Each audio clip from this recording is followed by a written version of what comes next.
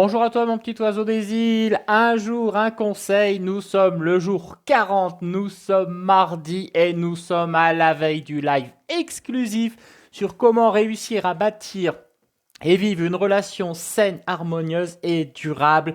Vous avez le lien au-dessus, en dessous, on clique, on s'inscrit, il reste quelques places, j'ai même réouvert 50 places car j'ai atteint le seuil des 100 demandes. Aujourd'hui, je vais vous parler de la lutte des pouvoirs, qui est de nouveau une phase du couple parmi les 5 qui existent et qui est la deuxième. C'est cette phase qui arrive juste derrière la lune de miel dont je vous ai parlé hier. Alors, cette lutte des pouvoirs porte bien son nom, est en fin de compte une phase incontournable du couple qui va chercher à construire et consolider une relation de couple. Cette phase est primordiale. Il y a deux possibilités. Soit le couple va franchir cette phase et va passer sur la phase 3 avec beaucoup plus de sérénité, soit le couple va échouer dans cette phase et va rompre. On remarquera d'ailleurs que cette phase, cumulée à la phase de la lune de miel, va correspondre à une relation autour de la 5e à la 7e année sur la fin de cette phase.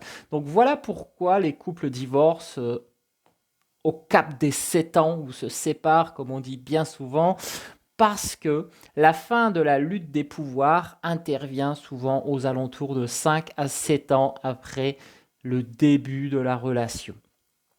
Que se passe-t-il durant cette phase ?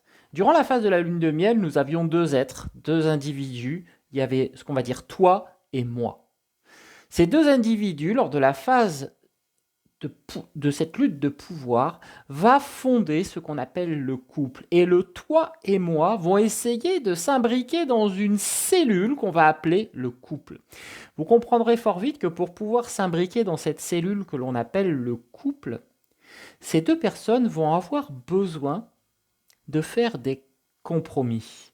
Et un rapport de force va s'instaurer bien souvent pour céder du terrain à l'autre ou pour ne pas en céder. Ce rapport de force est indispensable. S'il n'y a pas de rapport de force, c'est qu'il y a un soumis et un dominant excessif et cette relation ne sera pas pérenne dans le temps. D'ailleurs, souvenez-vous, je l'ai déjà évoqué dans une précédente capsule, c'est lors de cette lutte des pouvoirs que vous allez instaurer des règles. Et souvenez-vous, si vous instaurez les bonnes règles, vous avez toutes les chances que votre couple soit pérenne et puisse franchir ce cap. Si vous n'émettez aucune règle, votre couple va exploser à un moment en plein vol et ce sera les disputes à répétition. Et s'il y a des mauvaises règles, vous allez avoir un couple très fragile qui va remettre en question sans cesse les règles qui ont été définies et ce couple va péricliter même s'il aurait essayé dans le temps de faire illusion. Donc, comment savoir qu'on est dans cette phase et que la lune de miel est finie ? On s'en rend compte très rapidement car on commence à voir les défauts de l'autre, on commence à s'apercevoir que tout n'est pas beau, tout n'est pas rose, la libido se ralentit bien souvent à partir de cette deuxième phase, mais surtout vous devez être attentif aux mots qui sont utilisés lors des désaccords, lors des reproches qui vont apparaître. Vous allez souvent entendre dire toujours ou jamais. Les deux mots qui sont à l'extrême, toujours ou jamais. Des exemples qui vont vous parler ? Tu as toujours raison. C'est toujours la même chose. Tu ne fais jamais rien dans la maison. Tu ne m'écoutes jamais. Ça vous parle ? Bien entendu, ça parle à tout le monde. Voilà, si vous entendez ça, vous y êtes. Vous êtes dans cette phase de lutte des pouvoirs. Alors comment pouvoir passer cette phase qui est une phase difficile ?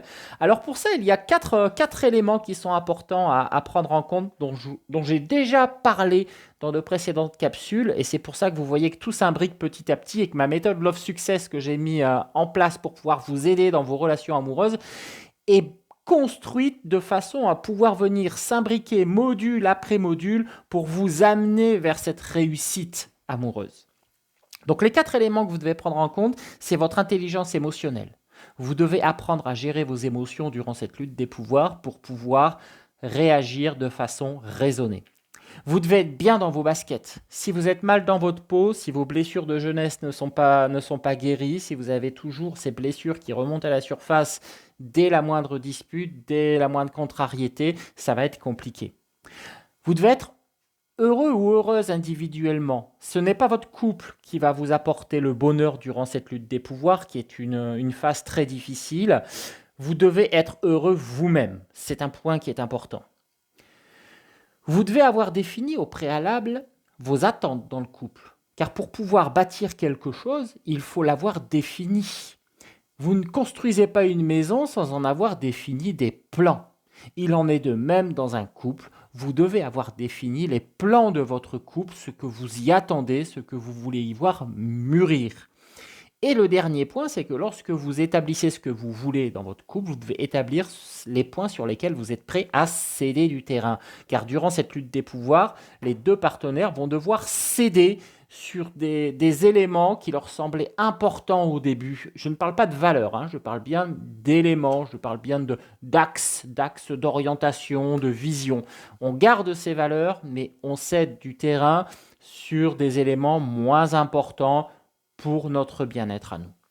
Voilà, c'était mes petits conseils aujourd'hui. La lutte des pouvoirs est également une phase qui est très intéressante dans le couple, que l'on voit dans le programme Love Success pendant plus d'une semaine et où vous travaillez avec des outils concrets pour pouvoir vous préparer à cette phase qui est une phase complexe. Je vais vous laisser, je vous souhaite une bonne soirée. Je vous dis à 24 heures du live exclusif. Pensez à vous inscrire. Je vous souhaite une bonne soirée et je vous dis à demain. Au revoir.